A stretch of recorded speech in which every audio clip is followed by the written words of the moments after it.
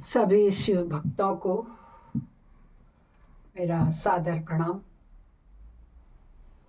आइए शिव पुराण शुरू करने से पूर्व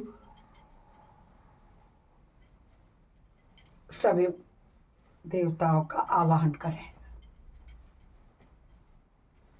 गजाननं भूतगणाधिसेवितं कत्पित्तजम्बूफल चारुभक्षणम् उमासुतं शोकविनाशकारकं नमामि विघ्नेश्वरपादपङ्कजम् नीलाम्बुश्यामलकोमलाङ्गं सीतासमारूपितवामभागं पाणो महासायकचारुचापं नमामि रामं रघुवंशनाथं कर्पूरगौरवं करुणावतारं संसारसारं भुजगेन्द्रहारं सदा वसन्तं हृदयारविन्दे भवं भवानी सहितं नमामि।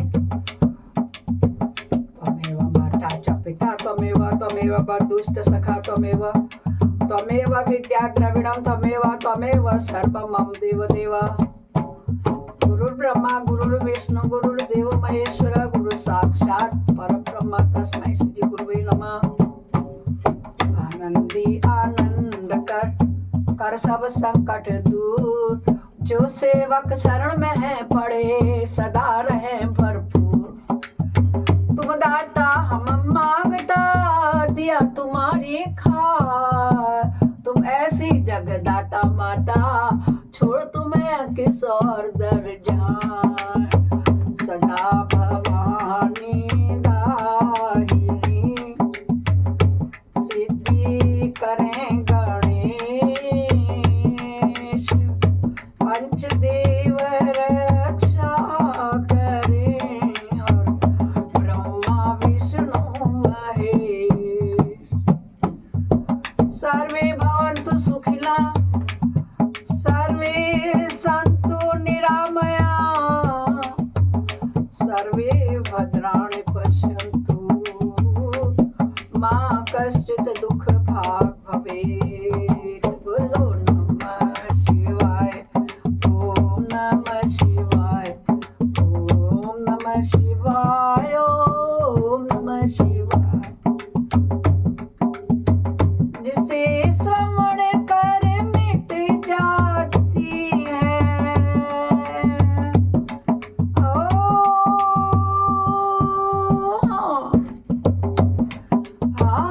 जिसे श्रवण कर मिट जाती है, जन्म जन्म की व्यथा वही है शिव शंकर की कथा।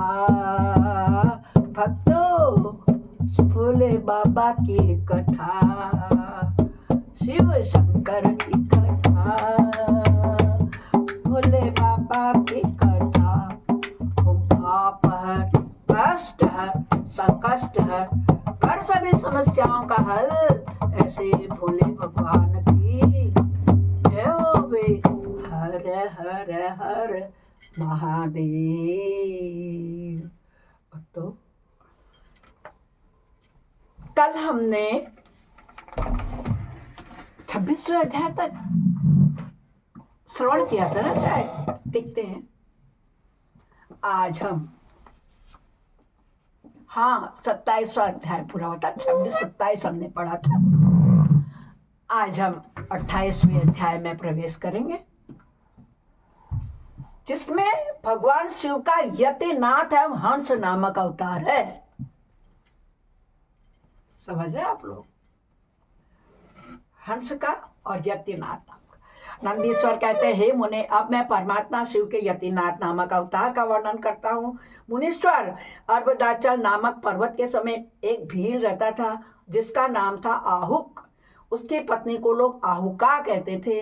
वह उत्तम व्रत का पालन करने वाली थी। वो दोनों पति पत्नी महान शिव भक्त थे और वह उत्तम व्रत का पालन करने वाली थी। वे दोनों पति पत्नी महान शिव भक्त थे और शिव की आराधना पूजा में ही लगे रहते थे। एक दिन वह शिव भक्त भील अपनी पत्नी के लिए आहार की खोज करने के निमित्त जंगल में बहुत दूर चला गया। उसी समय संध्या काल में भील की परीक्षा लेने के लिए भगवान शंकर सन्यासी का रूप धारण करके उसके घर आ गए। इतने में ही उसके घर का मालिक भील भी चला आया और उसने बड़े प्रेम से उसे उन यतिराज का पूजन किया। उसके मन भाव की परीक्षा के लिए भी उन यतीश्वर ने दीन वाणी में कहा, क्या बोले भील, आज रात में यहाँ रहने के लिए मुझे स्थान दे दो, सवेरा होते ही चले जाऊंगा, तुम्हारा सदा कल्याण हो। शंकर भगवान बन के आए हैं, ऐसे परीक्षा लेते हैं पग पग पर। तो भील बोला, हे स्वामी जी, आप ठीक कहते हैं, तथापि मेरी बात सुनिए, मेरे घर में स्थान तो बहुत थोड़ा है, फिर उसमें आपका रहना कैसे हो सकता है। भील की यह बात सुनकर स्वामी जी वहां से चले जाने को उद्यत हो गए। तब भीलनी ने कहा, प्राणनाथ, आप स्वामी जी को स्थान दे दीजिए, घर आए हुए अतिथि को निराश नहीं लौटाना चाहिए, अन्यथा हमारे गृहस्थ धर्म के पालन में बाधा पहुंचेगी। आप स्वामी जी के साथ सुखपूर्वक घर के भीतर रहिए और मैं बड़े अस्त्र शस्त्र एवं साथ लेकर के बाहर खड़ी रहूंगी। पत्नी की यह बात सुनकर भील ने सोचा, स्त्री को घर से बाहर निकल करके मैं भीतर कैसे रह सकता हूँ। सन्यासी जी का अन्यत्र जाना भी मेरे लिए अधर्म कारक होगा। ये दोनों ही कार्य एक गृहस्थ के लिए सर्वथा अनुचित है।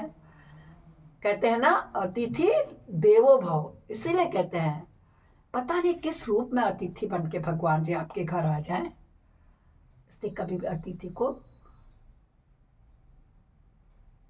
बाहर नहीं निकालना चाहिए, उसे पानी पिलाना चाहिए, उसका अतिथि सम्मान करना चाहिए, उसे भोजन कराना चाहिए। यदि वह निवास स्थान के लिए कहता है तो उसकी व्यवस्था करनी चाहिए। किंतु सावधानी पूर्वक आजकल कलयुग में बहुत से ऐसे चोर उचक्के भी अतिथि बन के आ जाते हैं, मगर फिर भी कोई नहीं जानता, ना जाने किस वेश में नारायण आ जाए। बोलो शंकर भगवान की जय होवे, जय जय भोलेनाथ की जय होवे। ऐसा उसने सोचा। क्या सोचा? उसने कहा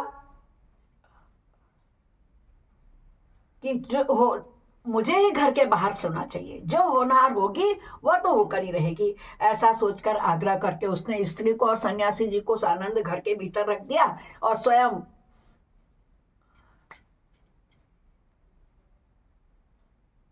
भील अपने आयुध पास रखकर घर से बाहर खड़ा हो गया। रात में जंगली क्रूर एवं हिंसक पशु उसे पीड़ा देने लगे। उसने भी यथाशक्ति उनसे बचने के लिए महान यत्न किया। इस तरह यत्न करता हुआ भील बलवान होकर भी प्रारब्ध प्रेरित हिंसक पशुओं द्वारा बलपूर्वक खा लिया गया। प्रातः काल उठकर जब यति ने देखा कि हिंसक पशुओं ने वनवासी भील को खा डाला है, तब उन्हें बड़ा दुख हुआ। सन्यासी को दुखी देख भीलनी दुख से व्याकुल होकर रोने लगी। धैर्यपूर्वक उस दुख को दबाकर यूं बोली, स्वामी जी, आप दुखी किस लिए हो?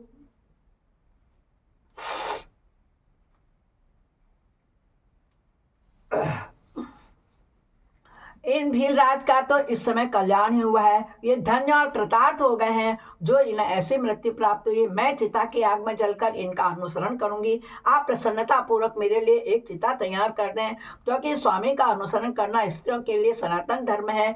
उसकी बात सुनकर सन्यासी जी ने स्वयं चिता तैयार की और भीलनी ने अपने धर्म के अनुसार उसमें प्रवेश किया। उसी समय भगवान शंकर अपने साक्षात रूप से उसके सामने प्रकट हो गए। सन्यासी थी ना जो, तुम धन्य हो देवी, मैं तुम पर प्रसन्न हूँ। तुम इच्छा अनुसार वर मांगो, तुम्हारे लिए मुझे कुछ भी अदेय नहीं होगा, यानी कि मैं सब कुछ दे दूंगा। भगवान शंकर की यह परम आनंददायक वचन सुनकर भीलनी को बड़ा सुख मिला। वह ऐसी विभोर हो गई और उसे किसी भी बात की सुध नहीं रही। उसकी उस अवस्था का लक्ष्य करके भगवान शंकर और भी प्रसन्न हुए। उसके न मांगने पर भी उसे वर देते हुए बोले, मेरा यह जो यति रूप है वह भावी जन्म में हंस रूप से प्रकट होगा और प्रसन्नता पूर्वक तुम दोनों का परस्पर संयोग कराएगा। यह भील निषद देश की उत्तम राजधानी में राजा वीरसेन का श्रेष्ठ पुत्र होगा। उस समय नल के नाम से इसकी ख्याति होगी और तुम विदर्भ नगर में भीमराज की पुत्री दमयंती होगी। तुम दोनों मिलकर राजभोग भोगने के पश्चात तो मोक्ष को प्राप्त करोगे, जो बड़े बड़े योगीश्वरों के लिए भी दुर्लभ है। नंदीश्वर कहते हैं, हे मुने, ऐसा कहकर भगवान शिव उस समय लिंग रूप में स्थित हो गए, नहीं हुए। कहाँ गए वे? नंदीश्वर कहते हैं कि मुने ऐसा कहकर भगवान शिव उस समय लिंग रूप में स्थित हो गए। वह भील अपने धर्म से विचलित नहीं हुआ था, अतः उसी के नाम पर उस लिंग को अचलेश संज्ञा दी गई। दूसरे जन्म में वह आहुक नामक भील नैसत नगर में वीरसेन का पुत्र हो महाराज नल के नाम से विख्यात हुआ, और आहुका नाम की भीलनी विदर्भ नगर में राजा भीम की पुत्री दमयंती नाम से हुई, और वे यतिनाथ शिव वहां हंस रूप में प्रकट हुए। उन्होंने दमयंती का नल के साथ विवाह करवा दिया।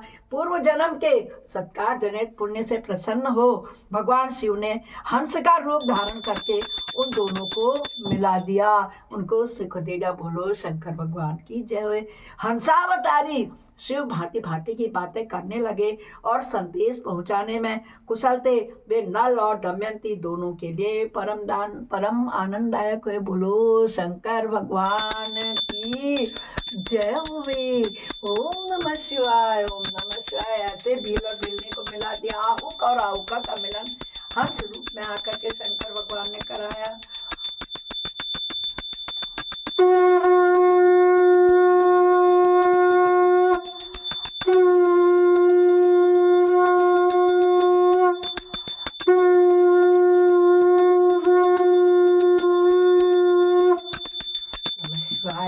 ओम नमः शिवाय, ओम नमः शिवाय, ओम नमः शिवाय। अपराध सहस्राणि क्रियन्ते अनिशम्या दासमिति माम त्वां क्षमयस्व परमेश्वरी। आवाहनं न जानामि विसर्जनं पूजां च न जानामि क्षम्यतां परमेश्वरी।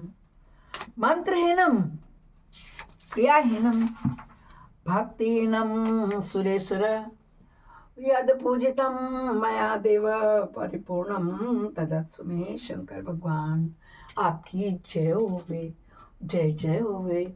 नमः शिवाय, नमः शिवाय, नमः शिवाय, नमः शिवाय, नमः शिवाय, नमः शिवाय, नमः शिवाय, नमः शिवाय, नमः शिवाय, नमः शिवाय, नमः शिवाय, नमः शिवाय।